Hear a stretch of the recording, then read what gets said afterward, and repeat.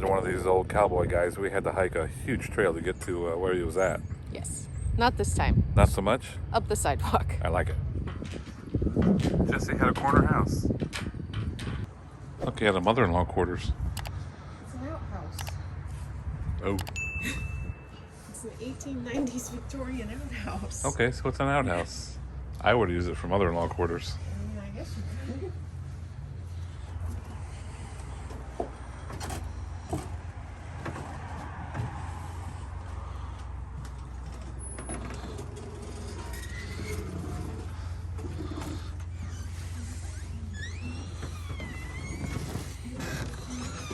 Good afternoon.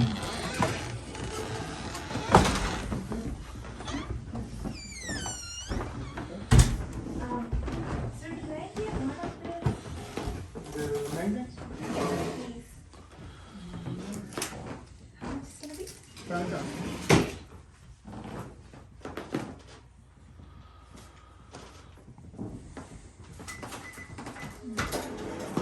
And there you are. Whoops. There we go. Thank you very much. Thank you.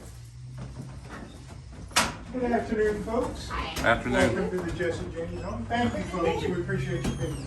Thank you. 2 adults? Yes, please. No worries. He's almost as old as Jesse is. How long you been doing this? I've been with the museum 47 years. Wow. But I've only done this since COVID started. For years, I avoided working, doing what I'm doing now, Right. and I'm very sorry I did. I love it. I meet some of the most fascinating people. Oh, nice. Yes. We had people. Oh, I don't know. Today we've had one Missourian in. No, I'm sorry, 2. It's the guy, the last guy. Everybody else has been out of state, Yeah. and it'll be that way all summer. Right. You know, and we get a lot of Canadians, Oh. and we get. During COVID, of course, we didn't get hardly any foreign visitors, except to Fort Leavenworth. And NATO Command, the war school Yeah. down there, War College. Yeah. So we get a lot of guys like from Denmark and That's cool. Norway, and so it's really fascinating. It really Nice. is. We travel full time, so we try to stop into these kind of things. Yeah, we appreciate that. Yeah, Yeah. all these little attractions and see, and we love the history of it. You know, Yeah. my dad was a huge Western fan, so it kind of rubbed off on me. So May you I know, ask where you're all from? San Diego, kind of our home base. Oh, Yeah, way out west. yeah, yeah. Yep. We bought a travel van, so we're just kind of crisscrossing the U.S. and doing our thing. You know, because That's it's like you got to do it while you're still young enough to do it. You know, and Absolutely.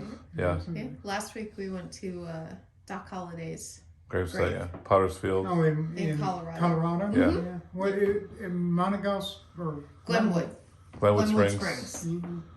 Glenwood, yes. Glenwood, yeah. Monagas down in Missouri. It was a hike too to get up to that. It's a hike like this to get up to his the cemetery. where he Is the sanitarium gone where he was? Yeah, It the is. sanitarium's The gone. building itself is gone. Yeah. Is there anything left at Glenwood as far as the spa that used to be there? Yeah. Yeah. It is Oh, still- They're Yeah. redoing it actually. Yeah, the springs are still there, and they're They're expanding. adding on to it. Like the pool area, and the hotel is still there. Yes. I will tell you, Jesse was shot and killed in this house, April the 3rd, 1882, 140 years ago this month. Yeah. Wow. He was in that room with Bob and Charlie Ford. They were 2 brothers that were really the last members of the gang. Yeah. They were planning a robbery in Platte City, about 40 miles south here, the following day. Jesse stepped up on a chair to adjust the needlepoint on the wall when he was shot. That is the original needlepoint. Oh. The rest of the furniture here is period, did not belong to the Jameses. They sold everything 8 days after the auction. Or 8 days after the shooting, Right. sold everything at auction. The needlepoint was made by Zeralda, his mother, and given to he and Z when they were married. And it came to us from Betty Barr, who was a great granddaughter of Jesse's. Oh. So Nice. that's why we use. She said the farm down at Kearney, where Jesse was born, Mm-hmm. says that he was dusting a picture. Betty Barr said her great grandmother would have been appalled had anybody even suggested that something in her house needed to be dusted. So Yeah, I that's think why in we use in that Brad Pitt movie, it showed him adjusting a picture or something, or yeah. The best part of that movie was where they showed the location of the house. Mhm. They showed it way up on the peak of the Right. hill. That was spot on. That's exactly the way it looked. Okay. The hill is a block and a half north here, and it was another 70 feet higher than it is today. So that was the best, for me, the best part of that whole movie was where they showed the house. I bet when what was his name, Robert Ford? Mhm. I bet when he shot him, he didn't realize later on everybody was going to call him a coward for the rest of his. He had that whole thing was a done deal with the governor. Yeah. They knew the governor. They knew they weren't going to get the $10,000 reward, Mm-hmm. but they also knew that the governor Bob had met with the governor on the 13th of January of 1882 Yeah. in Kansas City, and the governor said, it's not for dead or alive, the reward. It's for capture and conviction.